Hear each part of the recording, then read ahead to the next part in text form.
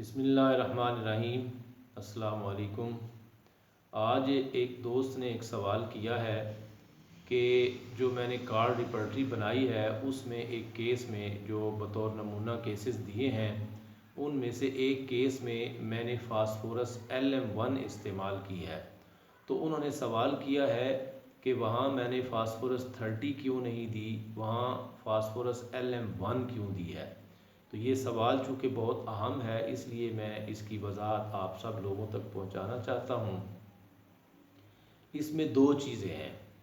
ایک تو اس میں سکیل کا فرق ہے، دوسرا اس میں ڈگری کا فرق ہے۔ سکیل جیسے کہ آپ جانتے ہیں کہ LM سکیل ہے اور دوسرا سینٹیسیمل سکیل ہے، تو سینٹیسیمل سکیل میں جو ریشو ہوتی ہے دوا کی اور وہیکل کی، میڈیسنل سبسٹینس کی اور وہیکل کی جو مقدار ہے، جو اس کا تناسب ہے وہ 1:100 کا ہوتا ہے، یعنی 1 حصہ دوا کا اور 100 حصہ وہیکل کا۔ جبکہ جو LM سکیل ہے جس کو ہم 50 ملسیمل سکیل بھی کہتے ہیں، اس میں جو دوا کا اور وہیکل کا تناسب ہوتا ہے وہ 1/50,000 ہوتا ہے۔ تو یہ ایک تو اس میں سکیل کا فرق ہے کہ LM سکیل ڈیفرنٹ ہے اور سینٹیسیمل سکیل ڈیفرنٹ ہے، اور دوسرا اس میں ڈگری کا فرق ہے۔ ڈگری کے لحاظ سے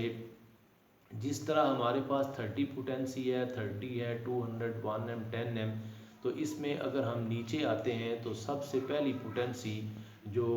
ہم اس کو سمجھتے ہیں کہ وہ اممیٹیریل پوٹینسی ہے یا جس کو ڈائنامائزڈ پوٹینسی ہم کہہ سکتے ہیں، وہ 6C ہے۔ تو ڈگری کے لحاظ سے اگر ہم اس کا آپس میں موازنہ کریں تو اس کا موازنہ LM1 سے بنتا ہے کہ جہاں ہم نے 6C پوٹینسی دینی ہے ڈگری کے لحاظ سے،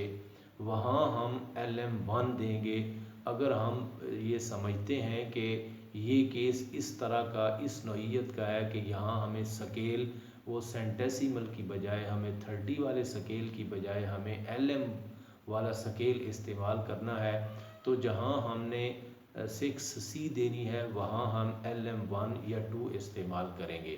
اور جہاں ہم نے 30 دینی ہے وہاں ہم LM3 یا 4 استعمال کریں گے۔ اب جو ماڈرن ہومیوپیتھس نے اس کی سلیکشن آف پوٹینسی کی جو اس کا معیار بنایا ہے اس کے مطابق۔ تو ایک تو یہ ہو گیا اس کا ڈگری کا فرق، دوسرا اس کا سکیل کا فرق ہے۔ جیسے کہ میں نے آپ کو بتایا، آپ پہلے بھی جانتے ہیں کہ 50 ملسیمل سکیل میں یہ 1/50,000 کی ریشو ہوتی ہے۔ اب یہ سوال پیدا ہوا کہ ہم نے یہاں پر LM کیوں دی، 30 کیوں نہیں دی، یا ہم نے سینٹیسیمل سکیل کیوں نہیں استعمال کیا، اس کی بجائے ہم نے LM سکیل کیوں استعمال کیا۔ تو اس کو سمجھنے کے لیے ہم تھوڑا سا بیک گراؤنڈ میں جاتے ہیں۔ آپ جانتے ہیں کہ ہانی من نے یہ جو ڈائنامائزیشن کا عمل تھا یہ شروع کیا تھا ایگراویشن سے بچنے کے لیے۔ جب انہوں نے بالمثل دوائیں دینا شروع کی تو بالمثل دواؤں سے شدید قسم کی ایگراویشن کا سامنا کرنا پڑا ان کو، اور اس ایگراویشن سے بچنے کے لیے انہوں نے دوا کی مقدار کو کم کرنا شروع کیا، اور اس میں ساتھ ایک نان میڈیسنل سبسٹینس شامل کر کے وہ بتدریج دوا کی مقدار کم کرتے گئے، اور وہ کم کرتے کرتے انہوں نے جو اس کا ماڈل بنایا وہ یہ تھا کہ 1/100 کے ریشو سے، 1:100 کی ریشو سے انہوں نے وہ سینٹیسیمل سکیل بنایا جس میں انہوں نے دوائیں استعمال کی۔ تو اس میں بھی انہیں ایگراویشن کا سامنا کرنا پڑا، خاص طور پر ایسے کیسز میں جو زیادہ کرانک ہوتے ہیں اور ایسی بیماریاں جو سلولی ڈیولپ ہوتی ہیں، جن کے اثرات باڈی کے اندر بہت گہرے ہوتے ہیں، اور لمبا اور طویل عرصہ مریض بیمار رہنے کے ساتھ ساتھ اس کی قوت مدافعت یا وائٹل فورس وہ زیادہ کمزور ہو چکی ہوتی ہے۔ تو جہاں بیماری بہت گہری ہو، لمبے عرصے سے پرانی چلی آ رہی ہو، اور اس کے ساتھ مریض بھی کمزور ہو، تو اس وقت پھر ہم سینٹیسیمل سکیل کی بجائے ہم LM سکیل پر آتے ہیں۔ تھوڑی سی اس کی وضاحت اس طرح کی جا سکتی ہے کہ جو سینٹیسیمل سکیل ہے اس میں چونکہ دوا کی مقدار کا تناسب 1 اور 100 کا ہوتا ہے، تو اس میں وہ 50 ملسیمل سکیل یا LM سکیل کی نسبت اس میں دوا کی مقدار زیادہ ہوتی ہے۔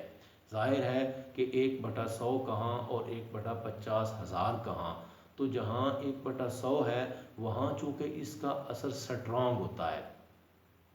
تو اس لیے جو بیماریاں جن بیماریوں کا عمل یا ان کا جو باڈی کے اندر جو تبدیلیاں لانے کا جو انداز ہے وہ سٹرونگ ہوتا ہے، وہ تیزی سے آتی ہیں یا سٹرونگ طریقے سے آتی ہیں اور واضح طریقے سے وہ بڑی تبدیلیاں وہ پیدا کرتی ہیں باڈی کے اندر، اور ان کے اندر زیادہ تیزی ہوتی ہے یا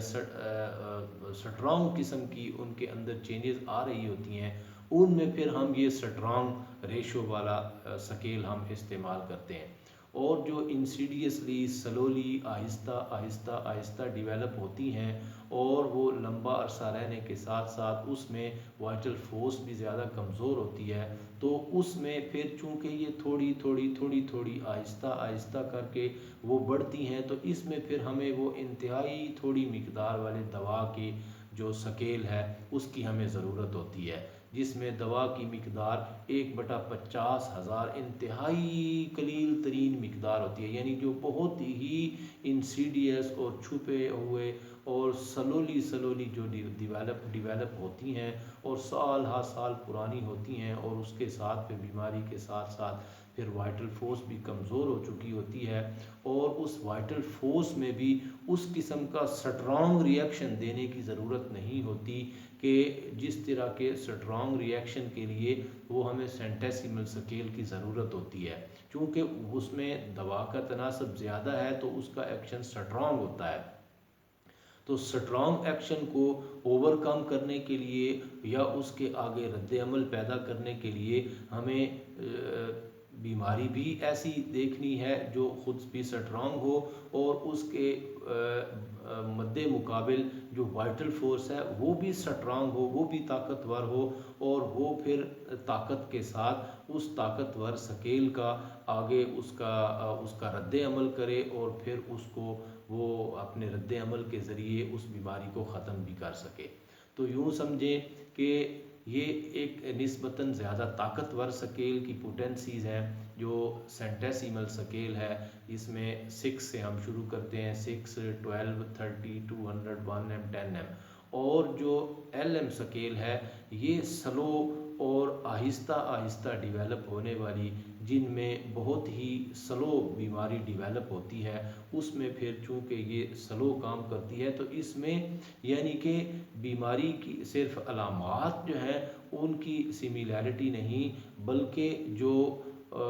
بیماری کی طاقت ہے اور جو بیماری کے ڈیولپمنٹ کا جو انداز ہے اس طاقت کو اور اس ڈیولپمنٹ کے انداز کے ساتھ بھی ہم اس پوٹینسی میں ہم سملیرٹی سکیل میں ہم سملیرٹی پیدا کرتے ہیں۔ تو یہ تو ہے سکیل کی بات، یعنی جو سٹرونگ تیزی کے ساتھ آتی ہیں بیماریاں، جیسے کہ موسمی نزلہ زکام بخار ہے، کسی کو ڈائریا ہے، اور